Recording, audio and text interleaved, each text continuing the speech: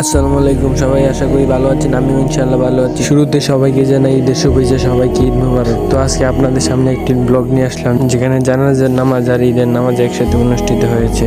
আর যার জানাজার নামাজ হবে তিনি কেউ না, তিনি আমার আপন চাচা। ভাবতে পারিনি মহান আল্লাহ তাআলা ডাকিয়ে চাচা আমাদেরকে এভাবে ছেড়ে চলে যাবে। তো ঈদ উপলক্ষে সেখানে একটি মেলা বসেছে, যেখানে ছোটখাটো বাচ্চারা খেলাধুলা করছে, বিভিন্ন জাতের খেলনা কিনছে, তারা হাসি খুশিতে মেতে উঠেছে। তো আমার ছোট ভাই বড় ভাই তাদেরকে নিয়ে ঈদের বাড়ি যাচ্ছে। শত কষ্ট নিয়ে মুখে হাসি, কিন্তু অন্তরে বুবা কান্না। আসলে মানুষ কখনো চিরস্থায়ী হতে পারে না। আজ এই ঈদের খুশির দিনে সে আজ নেই। একবার ভাবেন তার ফ্যামিলি, তার আত্মীয় স্বজন কিরকম হতে পারে। সেই ঈদের দিনে সে আজ নেই। রাত্রে হঠাৎ 3টার দিকে খবর এলো যে চাচা ভীষণ অসুস্থ। সেই রাত 3টার থেকে চাচার কাছে বসেছিলাম, কিন্তু চাচা সকাল 8টার দিকে তার শেষ নিঃশ্বাস ত্যাগ করেন। কাকার অভাবটা আমি এখন বুঝতে পারছি। তিনি আমার বাবার থেকে কোনো অংশে কম ছিল না। তার কথা বলে আমি কখনো শেষ করতে পারবো না। তো ঈদগাহ মাঠে মুসল্লিগণ তারা বসে আছে, হুজুর খুতবা পড়ছে, খুতবা শুনছে। এখন ঈদের নামাজ শুরু হবে, তারপর আমার কাকার জানাজার নামাজ শুরু হবে। তো এদিকে আমাদের স্কুল শিক্ষক, যার কাছ থেকে স্কুল জীবন শেষ করা, তিনি ঘোষণা করছেন যে আমার চাচা মৃত্যুবরণ করেছেন, ঈদের নামাজের পরপরই জানাজার নামাজ হবে। তো এদিকে আমার বাবা ও কাকার জন্য মাপ চেয়ে নিচ্ছেন সকলের কাছ থেকে। আর মাঠের মধ্যে কিছু কাজ বাকি ছিল, মসজিদের কাজ পুরোটা শেষ হয়ে গিয়েছে।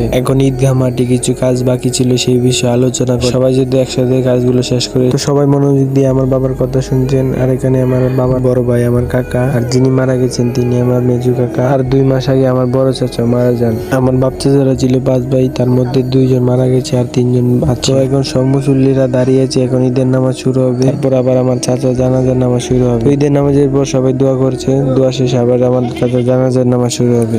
তো আবার সব মুসল্লিরা দাঁড়িয়ে গেছে আমার চাচা জানাজার নামাজ পড়ার জন্য। তো জানাজার নামাজের পর কিছু মুসল্লি বাসায় চলে যাচ্ছে, আর কিছু মুসল্লি আমার কাকাকে দেখতে যাচ্ছে। তো আর আমার কিছু বলার ভাষা নেই। আপনারা আমার চাচার জন্য দোয়া করবেন, চাচাকে যেন আল্লাহ তাআলা জান্নাতুল ফেরদাউস দান করেন। আর যদি এই ভিডিওতে কোনো ভুল ত্রুটি দেখে থাকেন তাহলে আমাকে ক্ষমার দৃষ্টিতে দেখবেন। আর এটি আমার জীবনের প্রথম ব্লগ। তো কেমন হয়েছে কমেন্ট বক্সে কমেন্ট করে জানাবেন।